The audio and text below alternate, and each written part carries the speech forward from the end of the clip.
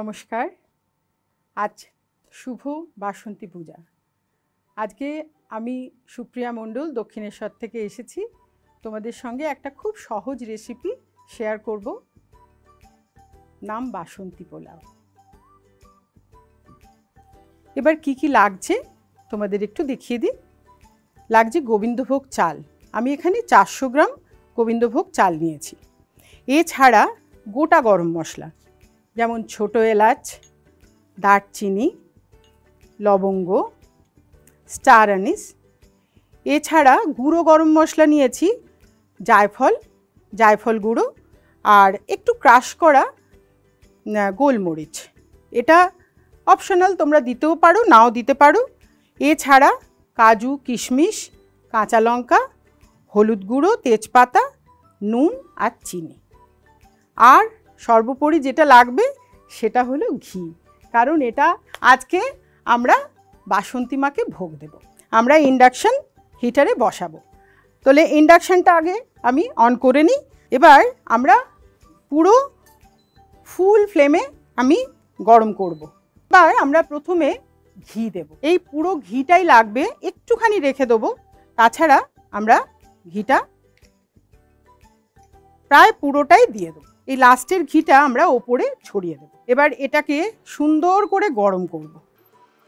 গরম করার পরে গরম হতে থাক, আমরা 2টো তেজপাতা দিয়ে দেব। এবার ছোট এলাচ আমি সুন্দর করে থেঁতো করে রেখেছি, এই ছোট এলাচগুলো দিয়ে দেব। এবার একে একে আমি লবঙ্গ দেব, তারপরে একটা চাকরি ফুল বা স্টার আনিস, দেখেছো কি সুন্দর ফাটছে, গরম গন্ধ ছাড়ছে একদম। এর ঢাকাটা দিয়ে আমি ঢাল ব্যবহার করব। এরকম করে একটু কমিয়ে নিই আঁচটা। হ্যাঁ, তাহলে আমি এরপরে দেব দারচিনি। সুন্দর হয়ে গেল দারচিনি দেওয়া।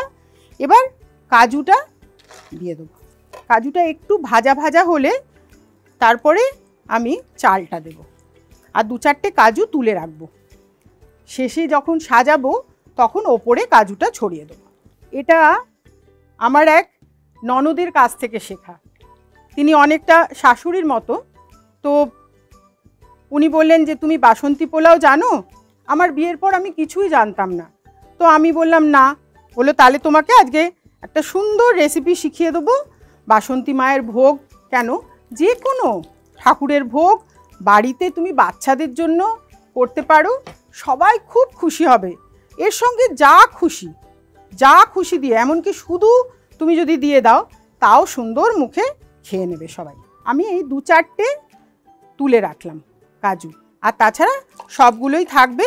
এবার আমি এটা চালটা ধুয়ে নিয়েছি, ধুয়ে জলটা পুরোটা ঝরিয়ে নিয়েছি। এটা 400 গ্রাম মতো চাল আছে।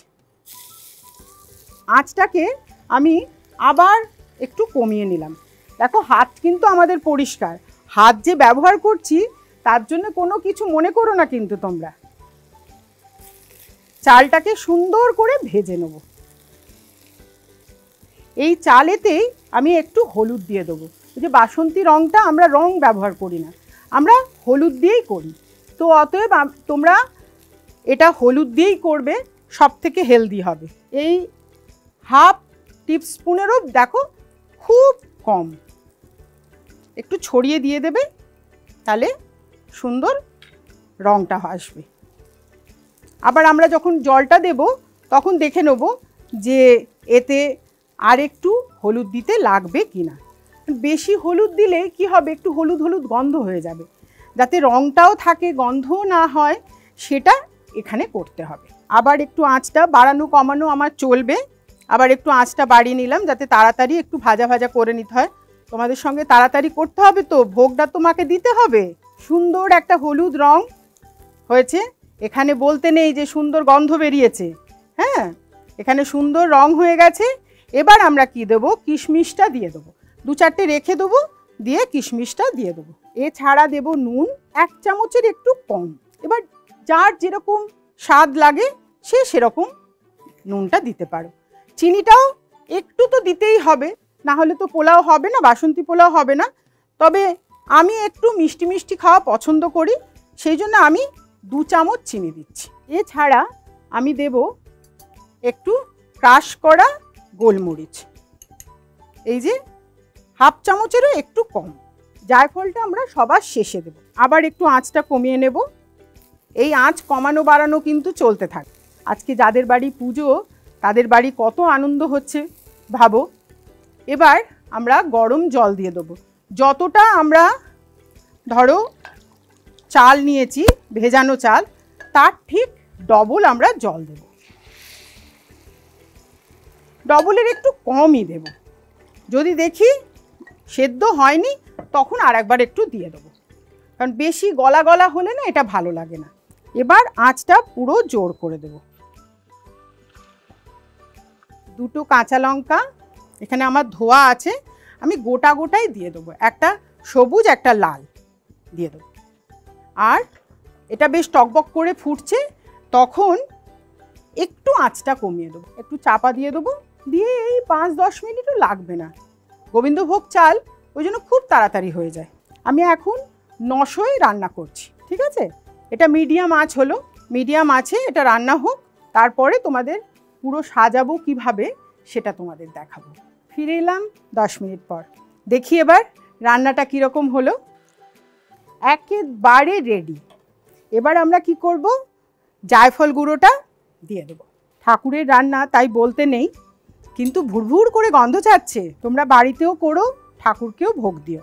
এবার আমি এটা 1 মিনিট স্ট্যান্ডিং টাইম রেখে দিলাম আর আঁচটা বন্ধ করে দিলাম। 1 মিনিট হয়ে যাবার পর আমি মায়ের ভোগ যেভাবে দেয় সেইভাবে আমি সাজাবো। এবার সুন্দর একটা আমার কাছে মাটির থালা আছে।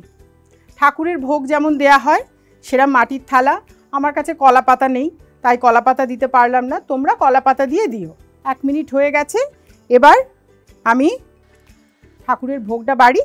আমার কাছে এরকম একটা বাটি আছে, সেই বাটিতে আমি ভোগটা বাটি ভাত করার মতো করে বাড়বো। একটু কাজু কিশমিশগুলো দেখে দেখে দেখে দেখে দেবে, তাহলে আরও সুন্দর লাগবে। আশা করি রান্নাটা খুব সহজ লেগেছে।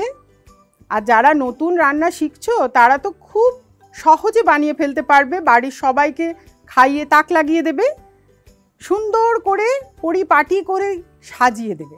তাহলে কি হবে, সবার খুব ভালো লাগবে। এই যে বাটিটা আমি চেপে চেপে নিলাম, এবার এরকম বাটি ভাত করব। দেখো সুন্দর বাটি মতো ভাত হয়ে গেল। এবার আমার কাছে যে কাজু বাদাম কিশমিশ এক্সট্রা রয়েছে সেগুলো আমি একটু সাজিয়ে দেব। ওপরে একটু সাজাবো, একটু গায়েও তোমরা দিয়ে দিতে পারো। তেজপাতা তার নিজের পজিশন নিয়ে নিচ্ছে। এবার একটু কিশমিশ দেব। ভালো লাগছে? তোমাদের যার যেরকম খুশি সেইভাবে তোমরা সাজিও। ওপর থেকে আর একটু জায়ফল গুঁড়ো এরম একটু ছড়িয়ে, আর যেটা বাদ বাকি ঘিটা রেখেছিলাম সেই ঘিটাও একটু দিয়ে দেবো, কারণ এটা তো মায়ের ভোগ, এখানে হেলথ কনসিয়াস হলে চলবে না।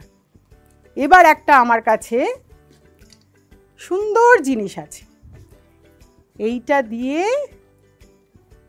আমি মায়ের ভোগটা পরিবেশন করব। দেখো তো কেমন লাগছে, সুন্দর লাগছে না? মাকে দেওয়ার মতো করেই তো আমি সাজিয়ে দিয়েছি। এবার তোমাদের যার যেরকম খুশি সেইভাবে সাজিয়ে তোমরা পরিবেশন করো। আজকে মায়ের পুজোর দিনে অনেক অনেক অভিনন্দন রইল, অনেক আদর ভালোবাসা রইল। আর তোমরা এই রেসিপিটা অবশ্যই ট্রাই করো। আর হ্যাংলার পেজে ফেসবুকে সাবস্ক্রাইব করো, লাইক করো আর শেয়ার করো অবশ্যই। আর আমার নামে কমেন্টস করতে ভুলো না কিন্তু, ভালো ভালো কমেন্টস দিও কিন্তু। হ্যাঁ, খারাপ কমেন্টস আমি একটুও শুনতে রাজি নই।